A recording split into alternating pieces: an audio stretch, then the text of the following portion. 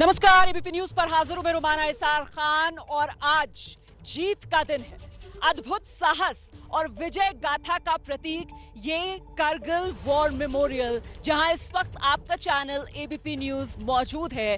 जरा तस्वीरें देखिए और नमन कीजिए इस स्थली को, क्योंकि ये पावन स्थली है, ये शहादत का तपोवन है, क्योंकि यहीं पर उन शहीदों को नमन करने का आज मौका है जिन्होंने अपनी शहादत के लहू से, जरा देखिए चारों तरफ इन पहाड़ियों को, इस भारत मां की भूमि को अपने लहू से सींचा है और हरियाली यहां भर दी है।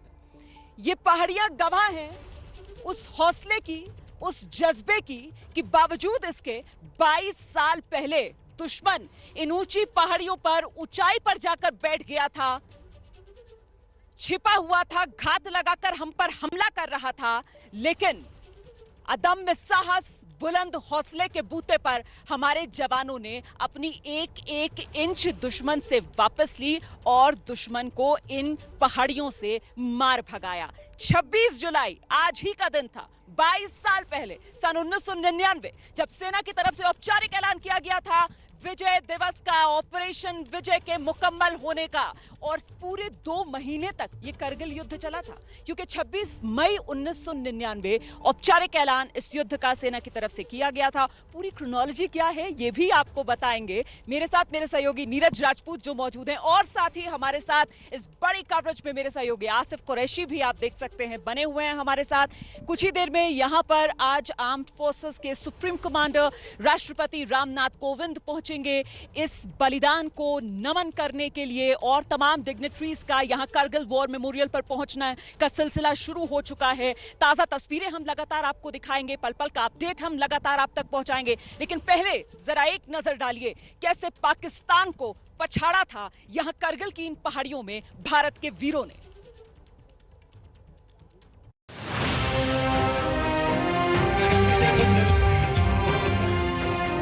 मेरे पीछे आप देख सकते हैं ये है द्रास का टाउन, जो इस जंग में पाकिस्तानी गोलाबारी का प्रमुख निशाना रहा। और जंग का मैदान जो था वो दूर जो घाटी सी दिख रही है, मशको घाटी, यानी मशको घाटी की पहाड़ियों से लेकर इस पूरे पहाड़ी रिज में, जिनमें टाइगर हिल, पिंपल पॉइंट, बाकी सारे पॉइंट्स और तोलोलिंग की पहाड़ियाँ, तोलोलिंग की घाटी और जो दाईं तरफ पॉइंट 5140, यहाँ तक जंग का मैदान फैला हुआ था। और यही वो जगह है जहाँ पे चप्पे चप्पे पर भारतीय सैनिकों को, जो हैंड टू हैंड कॉम्बैट कहते हैं, वो करके पाकिस्तानी घुसपैठियों को खदेड़ना पड़ा था।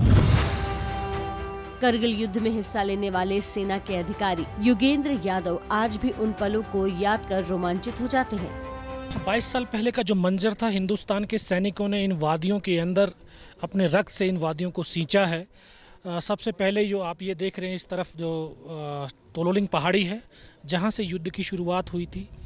18 ग्रेनेडियर्स सबसे पहले इस द्रास सेक्टर में आई थी और इस तोलोलिंग पहाड़ी के ऊपर 22 दिन तक युद्ध लड़ा। 22 साल पहले की याद अभी भी मेरे दिल में, मेरे दिमाग में बिल्कुल ताज़ा है। घातक प्लाटून के साथ में मैं ऊपर गया था और हम लोगों ने एक क्रूशियल टाइम के ऊपर इंडिया गेट और हेलमेट के जो फीचर को कैप्चर किया था, जिससे कि टाइगर हिल टॉप को कैप्चर करना आसान हो गया। पूरा देश कारगिल के जवानों को नमन कर रहा है।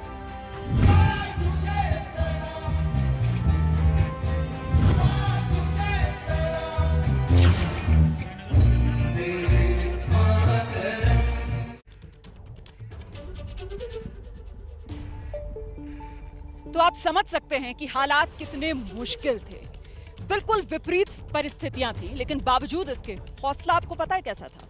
हौसला कुछ ऐसा था कि दुश्मन की गोलियों का हम सामना करेंगे, आजाद ही जिए हैं, आजाद ही जिएंगे। और इसकी गवाह यहां कारगिल की वादियों में वो सबसे ऊंची, वो टाइगर हिल की चोटी है जो इस वक्त आप देख रहे हैं। जरा एक बार उस टाइगर हिल की चोटी को देखिए और 22 साल पहले उन तस्वीरों को याद कीजिए, क्योंकि वही टाइगर हिल की चोटी और उस पर लहराता हमारा तिरंगा, जो इन जवानों की बहादुरी का सबसे बड़ा प्रतीक बना था, सबसे बड़ी मिसाल बनी थी, वो टाइगर हिल की चोटी 4 जुलाई 4 जुलाई 1999 की तारीख थी जब हिंदुस्तान के फौजियों ने उस टाइगर हिल की चोटी को भी फतेह कर लिया था। ये 22 साल पहले करगिल का शौर्य है। इसका एक एक अपडेट एबीपी न्यूज पर इस बड़ी कवरेज पे हम लगातार आप तक पहुंचा रहे हैं। मेरे साथ मेरे दो सहयोगी नीरज राजपूत, आसिफ कुरैशी लगातार बने हुए हैं। और आगे बढ़ने से पहले जरा नीरज से समझ लेते हैं कि आज यहाँ पर जो कार्यक्रम रहने वाला है, जिसमें राष्ट्रपति रामनाथ कोविंद खुद पहुंचेंगे, यहाँ पर क्या रहने वाला है?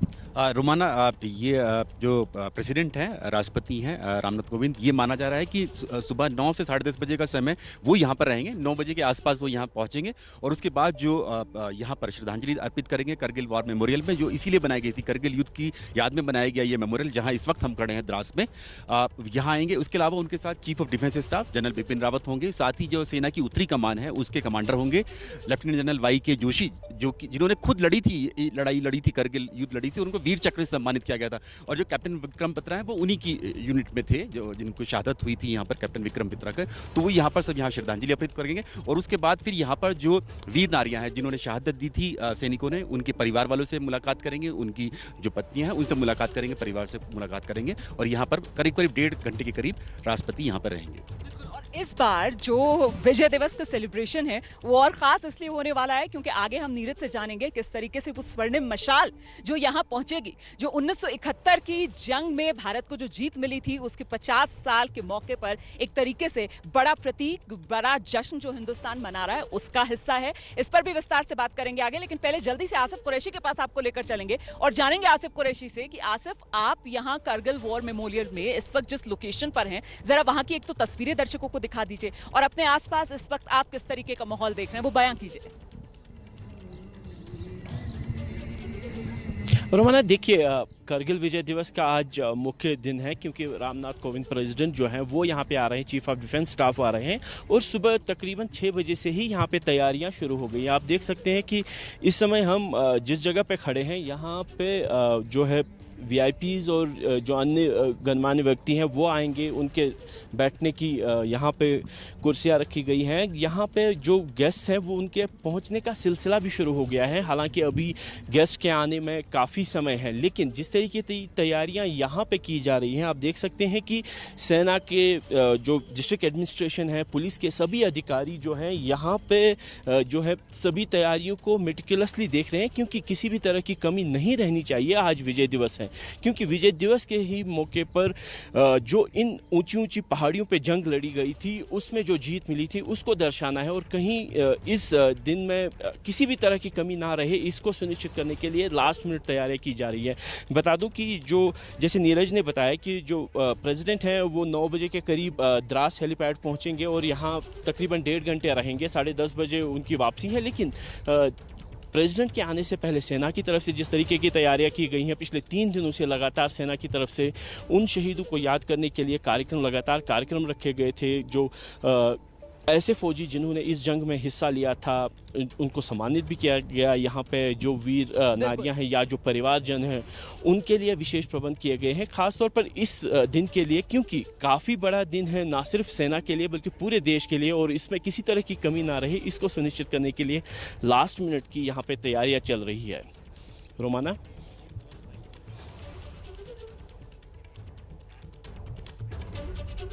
बिल्कुल आसिफ, और जिस बात का आप जिक्र कर रहे थे, देखिए हम और आप सभी गवाह हैं कि जैसे कोई त्योहार होता है ना, कोई पर्व होता है और उसमें वो लगातार सेलिब्रेशंस होते हैं, बिल्कुल उसी अंदाज में पिछले 3 दिन से लगातार यहाँ करगिल का ये द्रास सेक्टर, क्योंकि ये जो करगिल युद्ध है ये कुल मिलाकर इस इलाके के 4 सेक्टर्स में लड़ा गया, जिसमें सबसे बड़ा हिस्सा युद्ध का इसी द्रास सेक्टर में जहां ये करगिल वॉर मेमोरियल बना हुआ है। अच्छा, दोनों मेरे सहयोगी मेरे साथ लगातार बने हुए हैं। इस बीच यहाँ करगिल वॉर मेमोरियल पर इंतजार किया जा रहा है आर्म फोर्सेस के सुप्रीम कमांडर मतलब प्रेसिडेंट रामनाथ कोविंद, राष्ट्रपति रामनाथ कोविंद का, और देश के रक्षा मंत्री राजनाथ सिंह ने एक ट्वीट किया है। ट्वीट कर वो किस अंदाज में श्रद्धांजलि भी दे रहे हैं, नमन भी कर रहे हैं और शौर्य गाथा का बखान भी कर रहे हैं अपने वीर सैनिकों का। जरा इस पर नजर डालिए।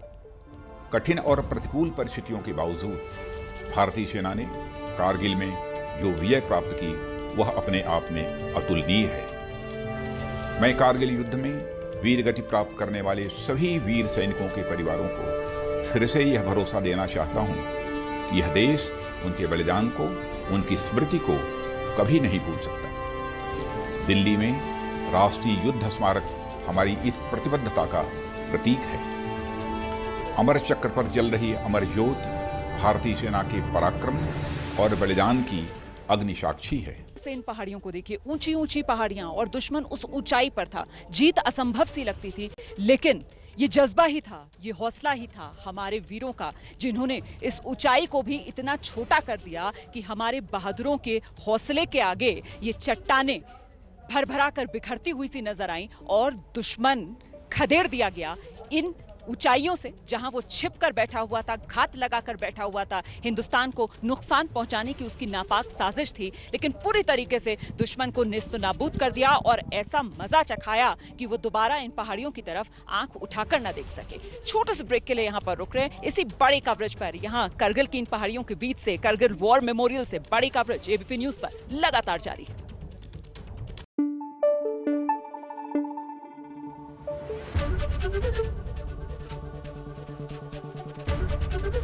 एबीपी न्यूज आपको रखे आगे।